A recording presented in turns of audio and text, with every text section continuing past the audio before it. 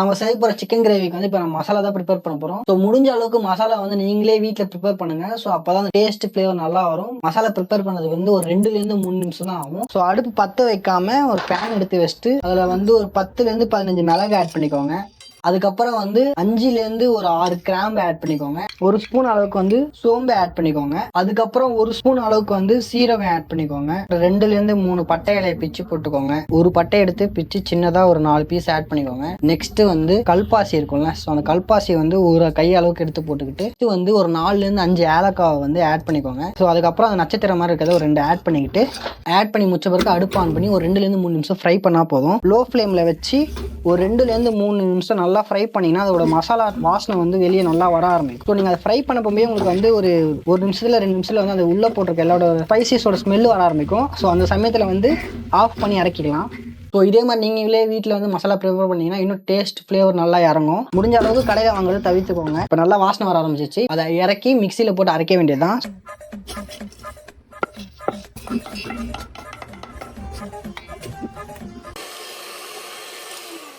இப்போ நம்ம வந்து அந்த மசாலா வந்து அரைச்சி எடுத்தாச்சு. இப்போ நம்ம வந்து பிளேட்டில் மாற்றி வச்சுப்போம். ஸோ நம்ம ஆட் பண்ண போகும்போது கொஞ்சம் ஈஸியாக இருக்கும். ஸோ மசாலா இதுதான் நம்ம ரெடி பண்ண மசாலா. இதுக்கப்புறம் நம்ம வந்து அந்த சிக்கன் கிரேவி தான் ரெடி பண்ண போகிறோம். ஸோ அது வந்து அவ்வளோ பெரிய ப்ராசஸ்லாம் இல்லை, ஒரு 30 to 45 மினிட்ஸ் தான் ஆகும் சிக்கன் கிரேவி ரெடி பண்ண. ஸோ அடுப்பு பற்ற வச்சுப்போம். கடாயை வச்சுட்டு கடாய் வச்ச உடனே நீங்கள் வந்து ஆயிலை ஊற்றிடாதீங்க. அந்த கடாய் கொஞ்சம் ஹீட் ஆனோடனே உங்களுக்கு அந்த ஹீட் வெளியே தெரியும், கை வச்சு பார்த்தீங்கன்னா. அந்த சமயத்தில் நம்ம வந்து ஆயில் ஆட் பண்ண போகிறோம். ஸோ இந்த சமயத்தில் வந்து கடாய் நல்லா ஹீட் ஆகி அதுல இருந்து புகை வர ஆரம்பிச்சு 2 கரண்டி அளவுக்கு வந்து ஆயில் ஆட் பண்ணணும்.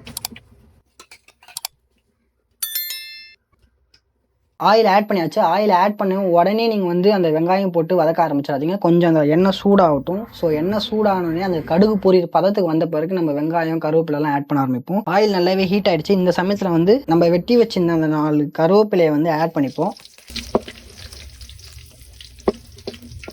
கருவேப்பிலை ஆட் பண்ண பிறகு கொஞ்சம் கருவேப்பிலை வந்து லைட்டாக கலர் மாறணும் உடனே வெங்காயத்தை ஆட் பண்ணிடுங்க. ஸோ வெங்காயம் முடிஞ்ச அளவுக்கு சின்ன சின்னதாக வெட்டிக்கோங்க. நம்ம நார்மலாக வெங்காயம் வதக்கணும்னா அது வதங்கிறதுக்கு ரொம்ப லேட் ஆகும். அதனால நம்ம என்ன பண்ண போறோம்னா சால்ட்டை வந்து சீக்கிரமாக ஆட் பண்ணிட்டோம்னா அந்த சால்ட்டு சீக்கிரமாக அதில் போய்ட்டு வெங்காயத்தில் ஊறி சீக்கிரமாக அந்த வெங்காயம் வந்து நல்லா ப்ரௌனிஷ் கலரில் மாற ஆரம்பிச்சிடும். ஸோ நம்ம டைம் வந்து ஈஸியாக சேவ் பண்ண முடியும். முடிஞ்ச அளவுக்கு வெங்காயம் ஆட் பண்ணி லைட்டாக வதக்கின பிறகு உடனே வந்து சால்ட் வந்து 2 டேபிள் ஸ்பூன் ஆட் பண்ணுங்க. சால்ட் ஆட் பண்ண பிறகு நம்ம வதக்கணும்னா சீக்கிரம் வெங்காயம் வதங்கிடும். இப்போ பாருங்க எவ்வளோ சீக்கிரமாக வதங்குதுங்க.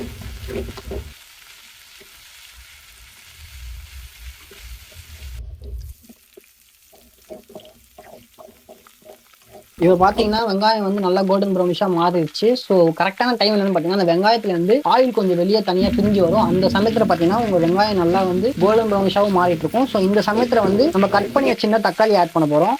2 பெரிய தக்காளி அளவுக்கு எடுத்துட்டு ஆட் பண்ணிக்கோங்க. தக்காளி ஆட் பண்ண உடனே ஒரு 1 to 2 நிமிஷம் வதக்கிட்டு நம்ம ரெடி பண்ணி வச்சிருந்த மசாலாவை ஆட் பண்ண போகிறோம்.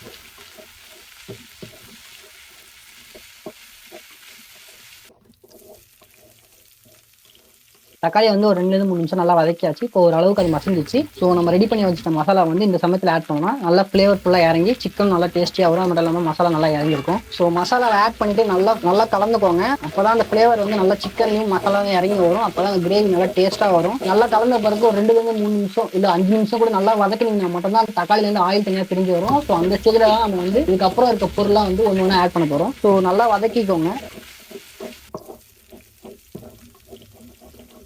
தக்காளி போட்டு 5 to 10 நிமிஷம் நல்லா வதக்கியாச்சு. ஸோ வதக்கின போது பார்த்தீங்கன்னா தோல் தனியாக அதுக்கப்புறம் வந்து ஆயில் தனியாக பிரிஞ்சு வந்துச்சு. ஸோ இந்த சமயத்தில் வந்து நம்ம வீட்லேயே அரைச்சி வச்சிருந்தா இஞ்சி பூண்டு பேஸ்ட் வந்து 2 டேபிள் ஸ்பூன் வந்து ஆட் பண்ண போகிறோம். அதை ஆட் பண்ணிட்டு நல்லா கலந்துக்கோங்க. நிறைய பேர் என்ன பண்ணுவோம்னா இஞ்சி பூண்டு ஆட் பண்ணிட்டு லைட்டாக கலந்துருவோம். முடிஞ்ச அளவுக்கு அந்த இஞ்சி பூண்டு ஆட் பண்ணி நல்லா கலந்துட்டு அதுல இருந்து வாசனை வரும். அந்த இஞ்சி பூண்டு பேஸ்ட் அந்த வாசனை வந்த பிறகு மிச்சம் எல்லாத்தையும் ஆட் பண்ணுங்க. ஸோ இப்போ நம்ம வந்து இஞ்சி பூண்டு பேஸ்ட் ஆட் பண்ணியாச்சு. இதுக்கப்புறம் வந்து காரத்துக்காக ஒரு 3 பச்சை மிளகா ஆட் பண்ண போகிறோம். ஏன்னா பச்சை மிளகா கம்மியாக ஆட் பண்ணுறோம்னா இதுக்கப்புறம் வந்து நம்ம வீட்டில் அரைச்சி வச்சு மிளகாத்தூள் ஆட் பண்ணுவோம். ஸோ அதனால வந்து காரம் கம்மியாக இருக்கிறதுக்காக 3 பச்சை மிளகா மட்டும் ஆட் பண்ண போகிறோம். பச்சை மிளகா ஆட் பண்ணிட்டு ஒரு 2 to 3 நிமிஷம் நல்லா வதக்கணும் பாருங்க. அதில் இருக்க அந்த இஞ்சி பூண்டு வாசம் அதுக்கப்புறம் அந்த பச்சை வாசம் போன பிறகு நம்ம சிக்கன் ஆட் பண்ண போகிறோம். ஸோ பார்த்தீங்கன்னா இஞ்சி பூண்டு வாசமும் போயிடுச்சு. அதுக்கப்புறம் பச்சை மிளகா வாசம் போய் அந்த எண்ணெய் திரும்பி தனியாக வர நிலைமைக்கு வந்துச்சு. இந்த சமயத்தில் வந்து நம்ம 1/2 கிலோ சிக்கன் ஏற்கனவே கழுவி வச்சிருக்கோம். அந்த சிக்கனை தான் இப்போ நம்ம ஆட் பண்ண போகிறோம்.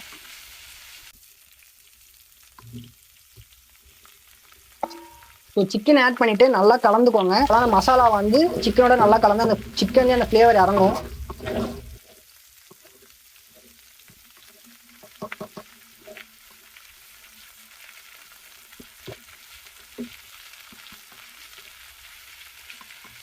சிக்கன் ஆட் பண்ணிட்டு அந்த மசாலாவோட நல்ல ஒரு 2 நிமிஷம் நல்லா கலந்த பிறகு 1/2 கப்பு தயிர், அதாவது எவ்வளவு சொல்றேன்னா 10 ரூபா பாக்கெட்ல வந்து பாதி தயிர், ஓகேவா, அதாவது 50 ml தயிரை வந்து ஆட் பண்ணிப்போம். ஸோ அந்த 10 ரூபா பாக்கெட்ல வந்து பாதி தயிரை ஆட் பண்ணிட்டு சிக்கன் உடையாம அப்படியே ஓட்டு நல்லா கலந்துருங்க.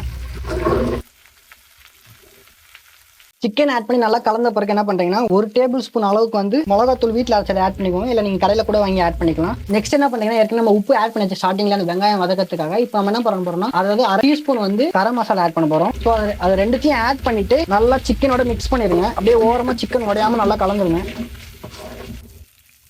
நல்லா மிக்ஸ் பண்ணியாச்சு. ஸோ மிக்ஸ் பண்ணி ஒரு 2-3 நிமிஷம் லோ ஃப்ளேம் வச்சு நல்லா வேக விட்டுருங்க. வேக விட்ட பிறகு ஸோ சிக்கன் நல்லா வேகட்டும். இப்போ நீங்கள் பார்த்தீங்கன்னா உங்களுக்கே தெரியும். ஸோ சிக்கன் பார்த்தீங்கன்னா நல்லா ஒரு பாதி வெந்துடுச்சு. ஸோ இந்த சமயத்தில் வந்து உங்களுக்கு கிரேவி மாதிரி வேணும்னா 1 டம்ளர் அளவுக்கு தண்ணி ஆட் பண்ணிக்கோங்க. ஸோ இல்லைனா உங்களுக்கு குழம்பு மாதிரி வேணா 2-3 டம்ளர் ஆட் பண்ணிங்கன்னா உங்களுக்கு குழம்பு மாதிரி கிடச்சிடும். ஸோ நம்ம கிரேவி மேக் பண்ணுறதுனால ஸோ நம்ம வந்து 1 டம்ளர் அளவுக்கு தண்ணி ஆட் பண்ண போகிறோம். தண்ணி ஆட் பண்ணிட்டு சிம்லேயே வச்சு நல்லா மிக்ஸ் பண்ணிடுங்க. மிக்ஸ் பண்ண உடனே அந்த சிக்கன் வேகத்துக்கு ஒரு 2-3 நிமிஷம் டைம் கொடுங்க.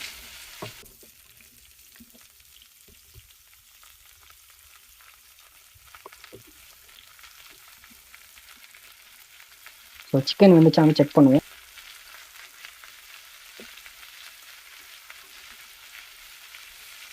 சிக்கன் பார்த்தீங்கன்னா உடைக்கிறதுக்கு ஈஸியாகவே இருந்துச்சு. ஸோ இப்போ சாப்பிட்டு பார்த்து வந்து நம்ம செக் பண்ணுவோம்.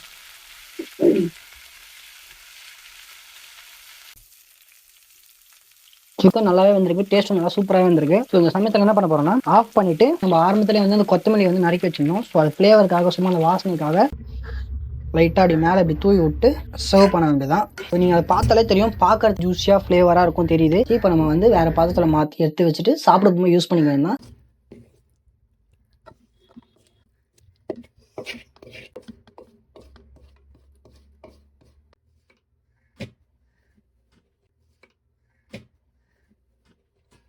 Chicken gravy. இந்த சிக்கன் கிரேவி வந்து நீங்களும் வீட்டில் செஞ்சு ட்ரை பண்ணி பாருங்க. ஸோ இதோட ரெசிபி வந்து நான் கீழே டிஸ்கிரிப்ஷன்லையும் கொடுக்குறேன். அதே மாதிரி வந்து சப்டைட்டிலும் கொடுக்க ட்ரை பண்ணுறேன். இந்த சிக்கன் கிரேவி வந்து வீட்டில் செஞ்சு சாப்பிட்டு பார்த்துட்டு எப்படி சொல்லிட்டு கமெண்ட் செக்ஷன் சொல்லுங்கள். இதே மாதிரி நெக்ஸ்ட் வீடியோவில் வந்து உங்களை வந்து சந்திக்கிறேன். Bye bye, tata.